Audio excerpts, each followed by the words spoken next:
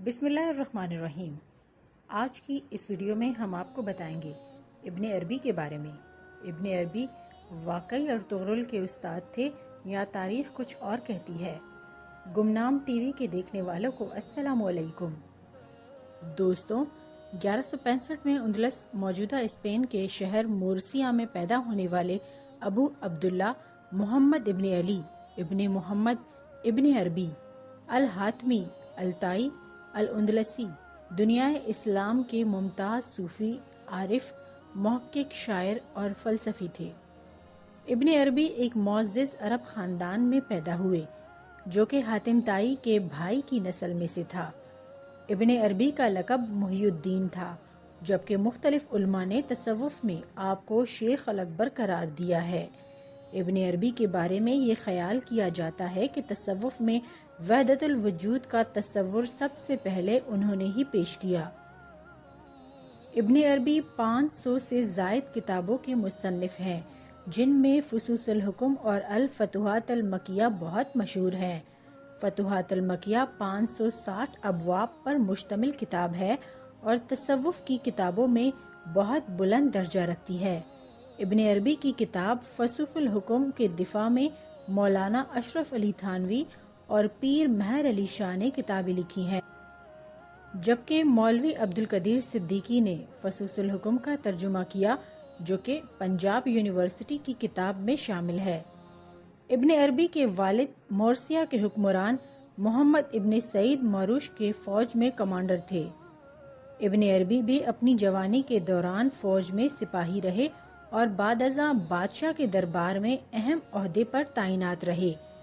مورخین لکھتے ہیں کہ ایک رات جب سلطنت کے امراء کے بیٹے جمع تھے اور جام نوش کر رہے تھے، ابن عربی کے پاس جب جام پہنچا تو ان کو غیب سے ایک صدا آئی، جس کے بعد انہوں نے اس کو چھوڑا اور دربار سے باہر نکل آئے۔ وہاں ایک غریب چرواہے سے اس کے کپڑے لیے اور جنگل کی طرف گئے، جہاں ایک قبر میں کئی دن اور رات گزارنے کے بعد علوم کے دریا لے کر جنگل سے نکلے۔ کچھ عرصے بعد انہوں نے اپنے شیخ کے حکم پر 9 ماہ کا چلہ کاٹا، جس کے بعد سے ابن عربی کو مختلف علوم سے آگاہی نصیب ہوئی۔ ابن عربی بلند پایہ شاعر بھی تھے، ان کی شاعری تصوف پر مبنی تھی۔ ابن عربی نے دنیا کا سفر کیا اور بڑے بڑے عالموں سے علم دین حاصل کیا۔ تیونس میں ان کی ملاقات ابو محمد عبدالعزیز بن ابو بکر القریشی کے ساتھ ہوئی۔ یہیں پر انہوں نے اپنی کتاب روح القدس لکھی۔ ابن عربی نے یہاں سے فارس اور مکہ کا سفر کیا۔ مکہ میں ابن عربی کا پہلا قیام 2 برس کا تھا، جس کے دوران میں وہاں کے علمی اور مذہبی حلقوں میں آپ کی وجہ سے ایک غیر معمولی ہلچل پیدا ہوئی۔ آپ کی تصنیفی سرگرمیوں کا اندازہ اس بات سے کیا جا سکتا ہے کہ آپ نے اس دوران میں اپنی کتاب روح القدس کے مسودے کو مکمل کرنے کے ساتھ ساتھ 3 دوسری کتب تحریر کی۔ سب سے بڑی بات یہ تھی کہ اپنے فتوحات المکیہ پر کام شروع کیا۔ ابن عربی 601 ہجری میں مکہ سے روانہ ہو کر بغداد، موصل اور دوسرے شہروں سے ہوتے ہوئے 603 ہجری میں قاہرہ پہنچے، جہاں پر آپ پر ارتداد کا ایک الزام لگایا گیا، مگر ایوبی حاکم الملک العادل نے آپ کی جان بچائی۔ 604 ہجری میں آپ پھر مکہ میں وارد ہوئے اور 1 سال تک وہاں پر قیام کیا، جس کے بعد آپ ایشیا کو چلے گئے، جہاں سے 607 ہجری میں کونیا پہنچے۔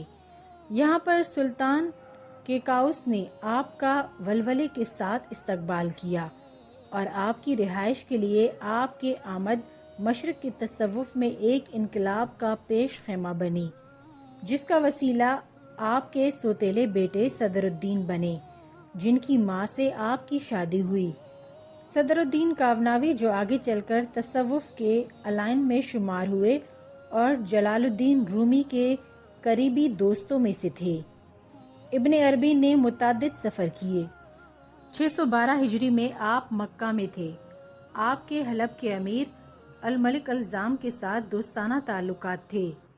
ڈرامہ سیریل ارطغرل میں بھی دیکھا گیا ہے کہ ارطغرل کی حلب کے راستے میں ابن عربی سے ملاقات ہوئی ہے، جس کے بعد وہ ان کو اپنا مرشد بنا لیتا ہے۔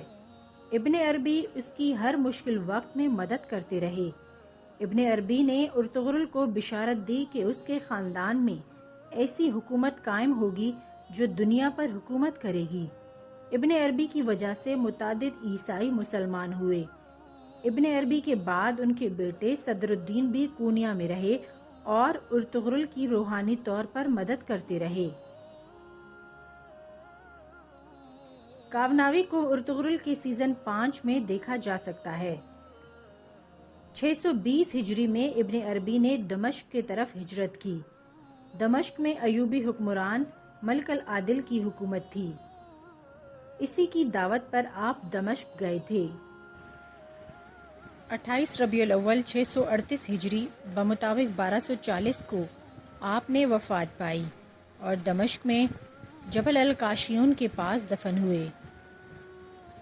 دوستوں، اگر آپ کو ویڈیو پسند آئی ہے تو ویڈیو کو لائک کریں اور اپنے دوستوں کے ساتھ شیئر کریں اور ہمارے چینل کو سبسکرائب کریں۔ اللہ حافظ۔